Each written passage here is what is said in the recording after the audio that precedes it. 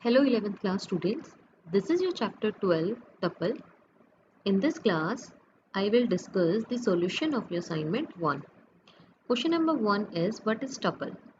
So tuple is an immutable sequence of values which can be of any type and they are indexed by an integer.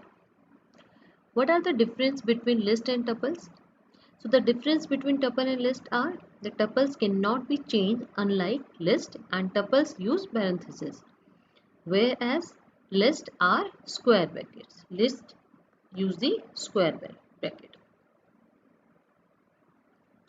Now next is question number 3. What is the similarity between strings and tuples? So tuples are immutable like strings. You cannot update or edit a tuple or you cannot change it. If you want to change it, so you have to create a new one just like the strings. Question number 4. Tuple is an ordered immutable sequence of objects. You have to justify your answer.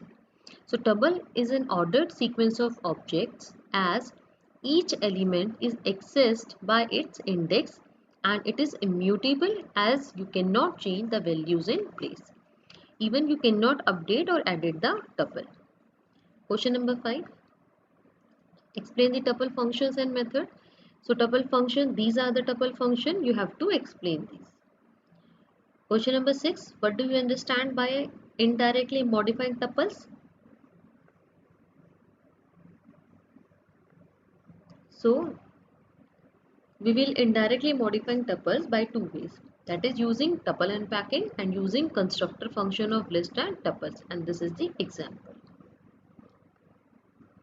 Question number 7. Write a Python program to get the fourth element and fourth element from last of a tuple. So in this is a tuple. This tuple x is a variable and this is the file w3 resources. Now print tuple x. So in this you have to get item, the fourth element of the tuple. So you have to write the by index 3. So this is 0, 1, 2, 3. This is the fourth element. So by this way you will get the fourth element. Now get the fourth element from the last. So from last, you know, the backward indexing, it will start from -1. So -1, -2, -3 and -4. So you have to write the -4. By this way you will able to get the element from the last. Now next is question number 8. What will be the output of the following code? So this is the code. In this you have to, this is the slicing. It will start from 1 to -1. So -1, then you have to add again. It will start from 1 to n minus 1. So n minus 1, 1 to -2. So this is -1, this is -2. So and this one is the one element. So answer is 2 and 4. Now question number 9. What will be the output of the following Python code? So this is the code. You have to write the output.